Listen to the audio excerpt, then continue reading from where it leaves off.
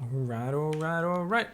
Here we go, guys. It is time for the Florencio files. And spawning up here in the top left-hand side, the deranged madman himself. The guy who has inflicted some of the most amazing games upon our eyeballs. It is Florencio.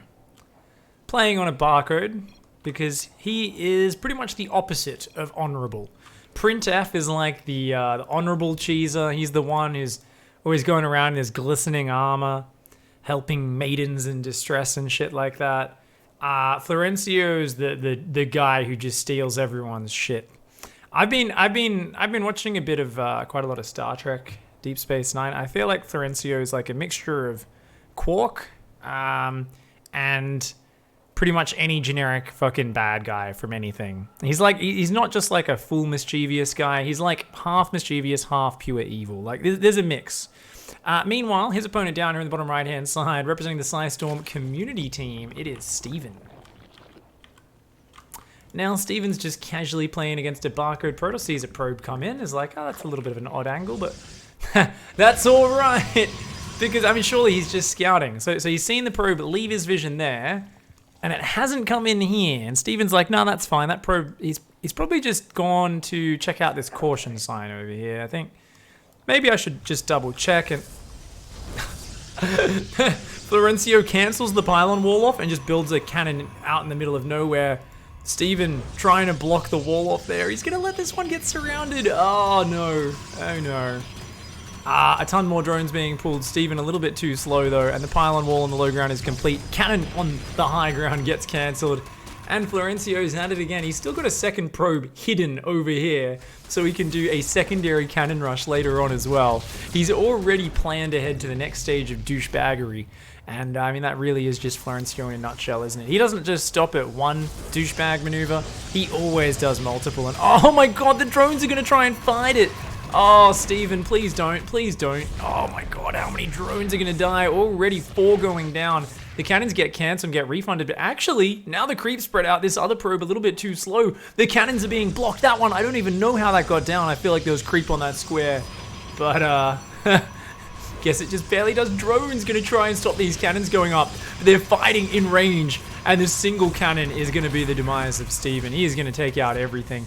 Up to 6 kills. About to be 7. He's going to get another cancel. Actually, a kill on that cannon. And now Florencio can't get these cannons up. Somehow starts this cannon. I don't even know how. But is going to go for a double cannon on the high ground as well. Florencio going for the maximum filth maneuver here. Has finally built a few probes behind this, but not too many, because remember guys, Florencio's multitasking is insane. It's out of control. It's next level. He hasn't even thought about building a gateway behind this. He's just going to build more pylons and more cannons because he's Florencio. And he's, I don't know if he's drunk, insane, or he's just been smoking a little bit too much of the special herbs, if you know what I'm saying. He's definitely got a different attitude to the game. He says, you know what? I'm going to throw down a gateway at home. It only took me about 2 minutes to start thinking about transitioning, but he is going to go for his natural expansion. You can see this probe is heading towards his natural. Florencio has a bit of a different idea about what a natural is to most players. Steven has got to get these drones out. These cannons are going to finish. Oh, he's walling it off. He doesn't want to let these drones escape. The drones are actually going to try and fight this cannon.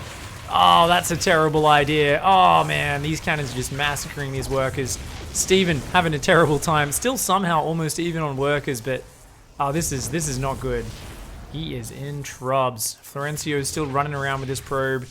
These cannons just doing a ton of damage. 11 kills on that cannon. And his probe is trying to kill the Nexus. He's saying, you know what? My cannon's not in range, but my cannon can protect the probe. And the probe will eventually maybe kill that that hatchery. Why not? Why not? Same time, Florencio takes his natural expansion. He's going to go for the double gas in the corner, as he does. That's his build. Goes for the gateway up here, and it's going to be kind of amazing. Kind of amazing.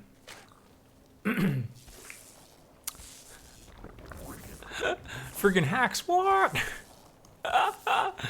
What's the best map for Protoss, says Mikakin? I don't know, dude. I don't know. I've only been playing him for a few days, and I have no idea which one is the, like, which matchup. You know, every matchup's different, right? I think 16-bit's really, really good versus Zerg. think it's super good versus Zerg, but otherwise, I don't know. What do we got? We got, oh my god, the Cybercore has just started. That is so funny. This is so Florencio.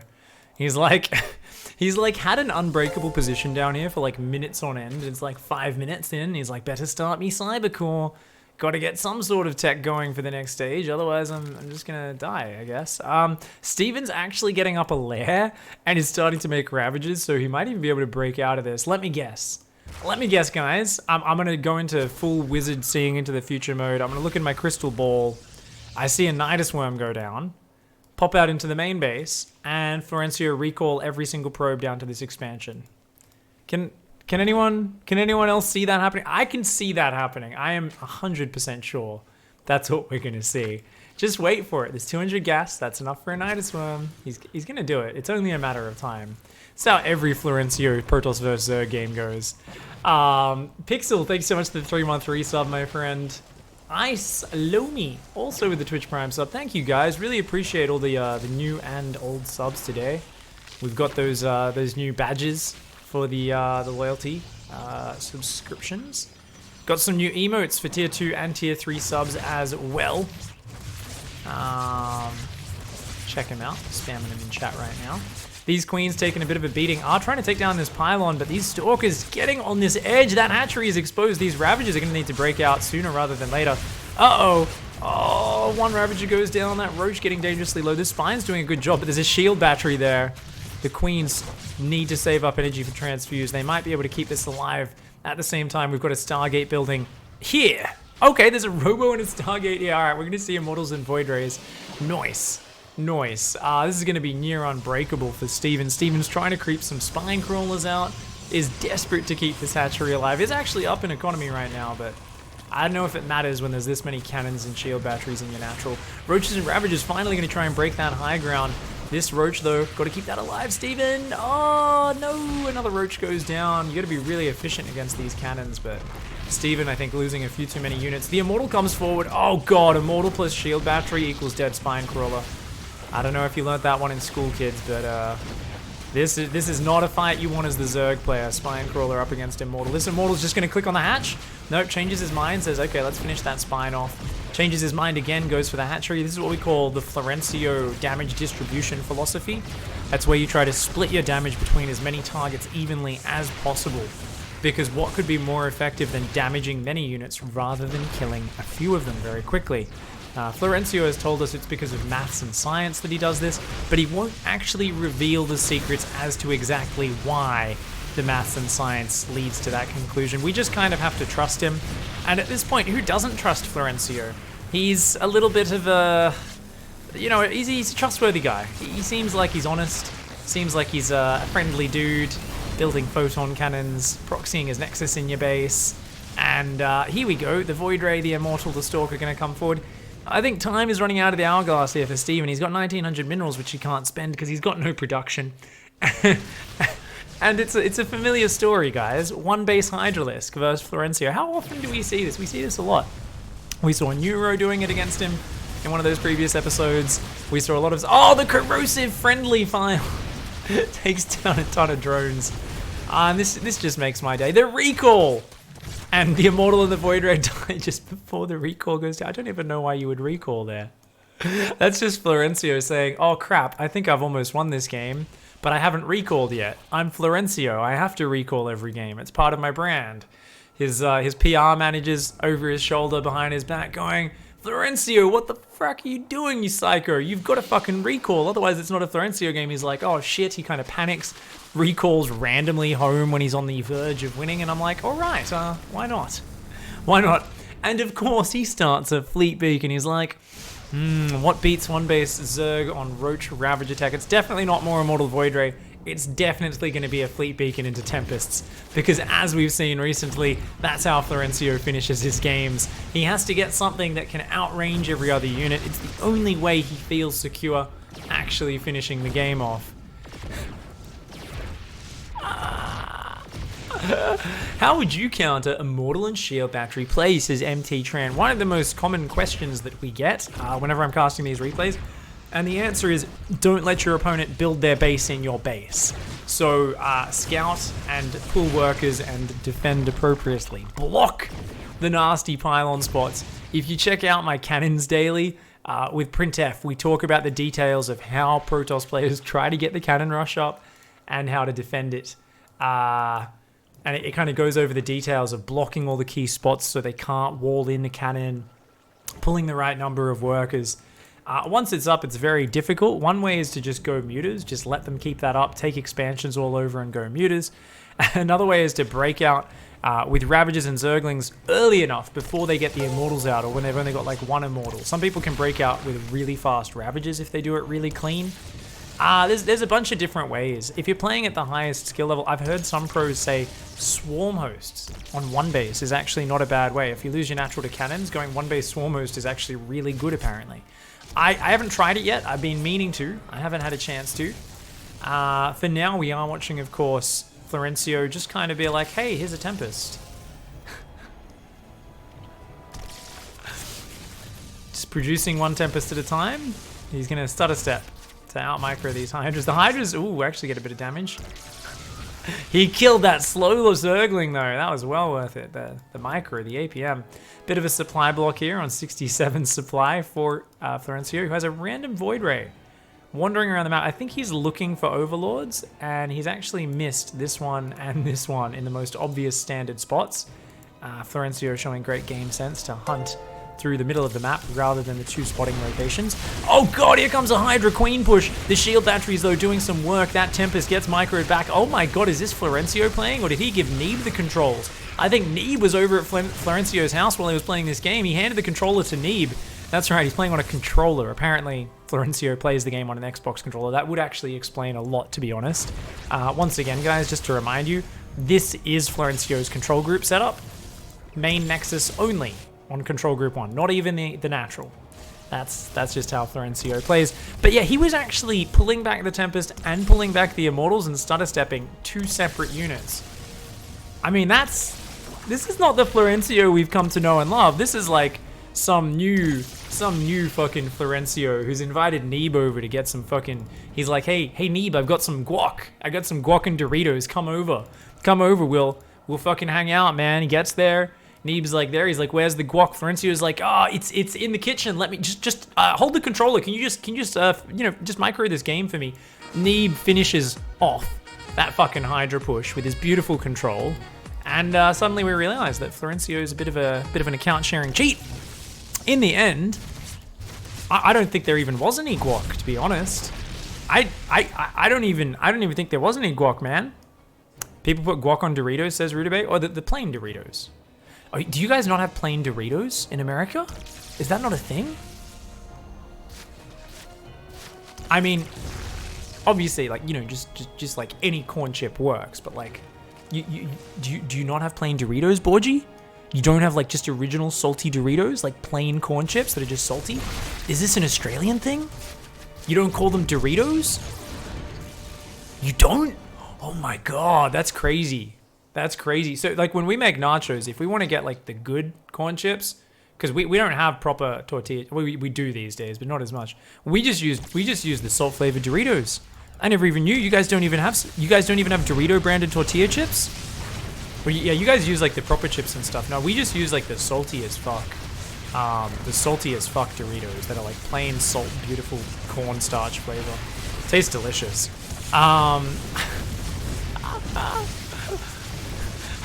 Chat is so confused right now. They're like, what fucking legendary world do you live in? It's called Australia, guys. I know, it's a little bit weird. The Tempests and Immortals are actually being broken, guys. Is Steven actually a god? He's actually he's breaking out, but the problem is the Queens can't get off creep, and now these units are starting to go down. These Tempests up to 2 kills apiece, easily worth their weight in, I don't know, copper. I wouldn't say they're really worth their weight in gold. I don't think they ever are in any of Florencio's games. We're going to say they're worth their weight in copper. I think that's the correct metal for how much damage they end up doing across Florencio's games. Draining 80% of his APM and doing 30% of the damage of the rest of the army. ever since 2018. Florencio's unit composition for the win. I can't believe this. Is Steven actually going to break out with one base Hydra Queen? He's got to get on top of these units. These Immortals are just racking up the kills. And once again, this is clearly Neighb. This is not Florencio. Okay, I mean, that was okay, that's a Florencio move. He's trying to do this really. Now, okay, Neeb's like, give me the fucking guac.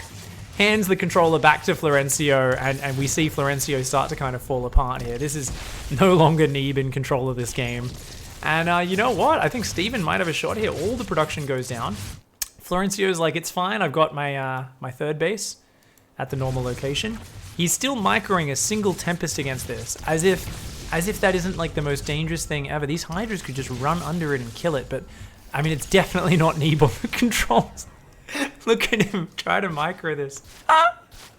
I love you, Florencio. You friggin' madman. Oh my god, he took his 7th base as well. Florencio lately keeps on taking this really bizarre 7th base over here. I don't know why he keeps taking this location. It's strange, but whatever. Florencio has his own science that he doesn't really want to share with us.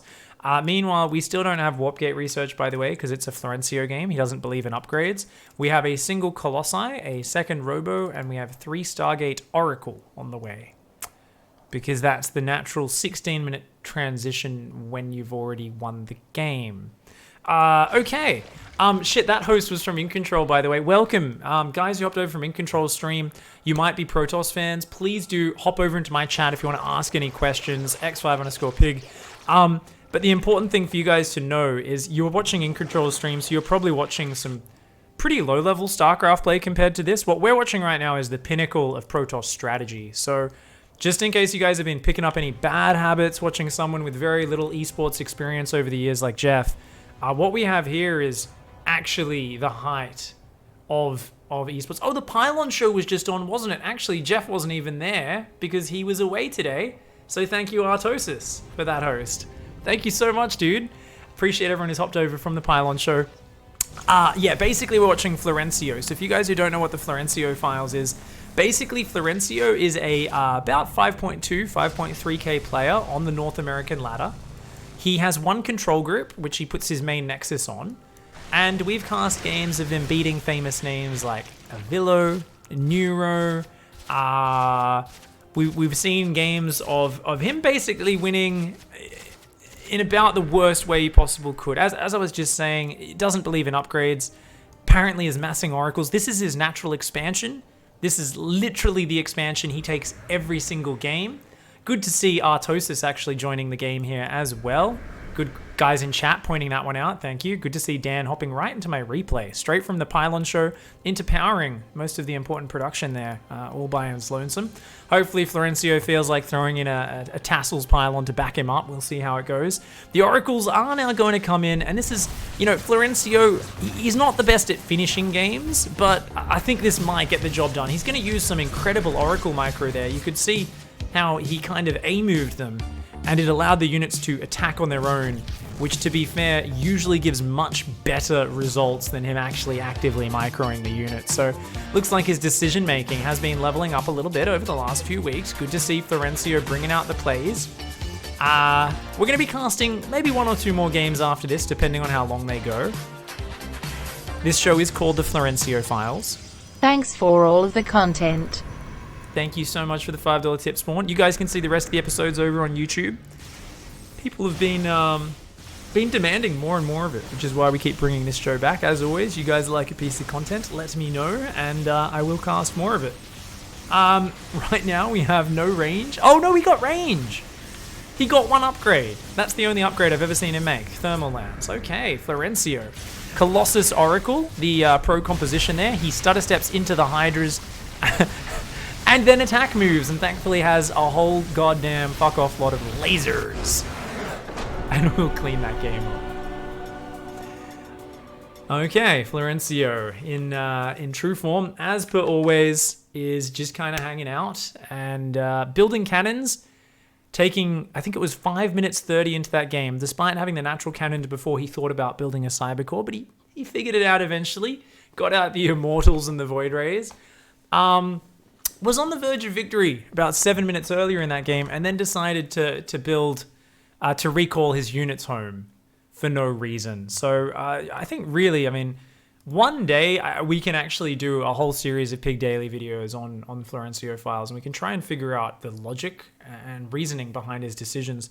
For now, we're just going to watch with our lower jaw about 6 inches below the top of our mouth, and we're just going to kind of watch and revel. Really, it's an almost religious experience watching people win StarCraft in this way. It's really quite nice. So next up, we're gonna have a PVT. It's called Mech